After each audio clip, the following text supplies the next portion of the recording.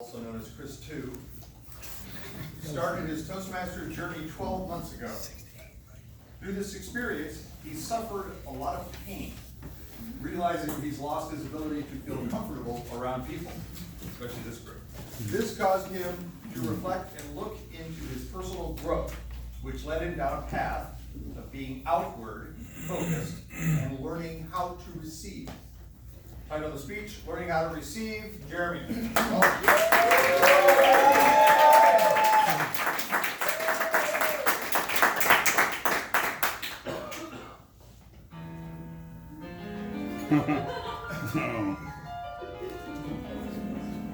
I was afraid to speak. I was petrified. Kept thinking I could never speak without those by my side. But then I spent so many times with friends, inviting me along, and I grew strong.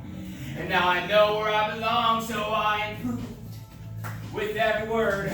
My fear of speaking started shrinking, yet I didn't feel assured. So I changed how I believed and found a fear I didn't know, that it's awkward being me when something's buried down below. So I'll move on. Receive a problem from my past that affects how I believe. I was the one who built my own reality, but I won't give up. I'll take responsibility. Oh yes, I will thrive. As long as I know how to plan and what to memorize. I got all my life to live. I got all my love to give, and I will thrive. Yes, I will thrive. Yeah, yeah.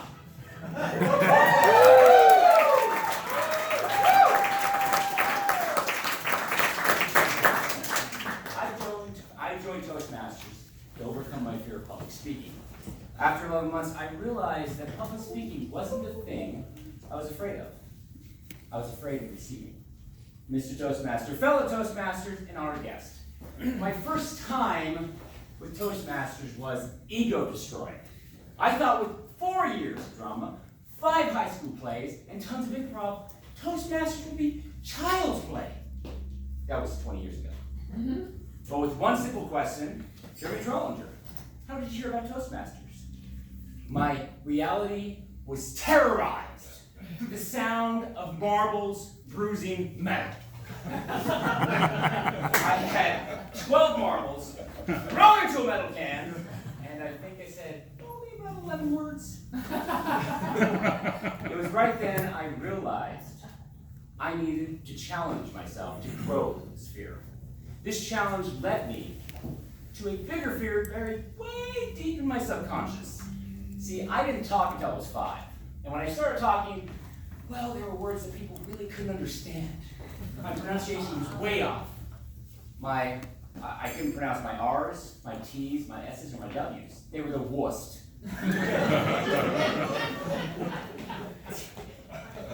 And then on top of that, I got made fun of a lot. My friends got made fun of a lot, and then they left.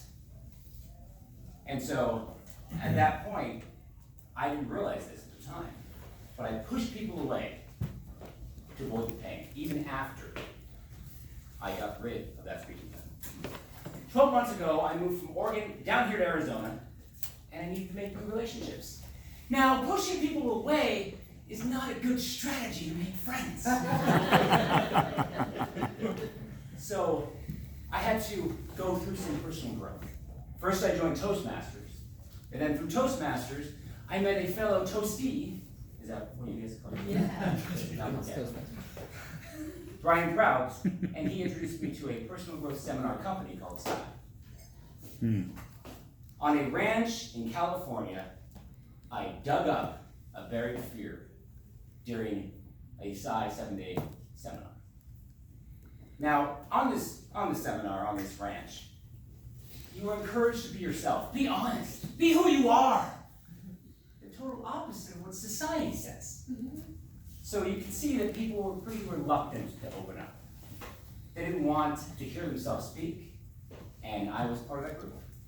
I felt so weak being vulnerable. I never knew how to embrace it. I was a child hiding under the covers of my own pain. But then I realized I came here to open up, to be myself. So I started sharing. And that encouraged others to share as well. They were very appreciative of the courage I had to come forward. And so everyone started sharing, and on that ranch, I felt more connected to humanity than I ever did before. After the ranch, I didn't know how to deal with that vulnerability. I mean, it's like your heart's open. So I took those covers and I buried my head right back. What I realized is that the only way you can receive is by truly showing who you are. Being vulnerable like this when you're younger is easy. I mean, you just do it effortlessly. You know, it doesn't matter what anybody says.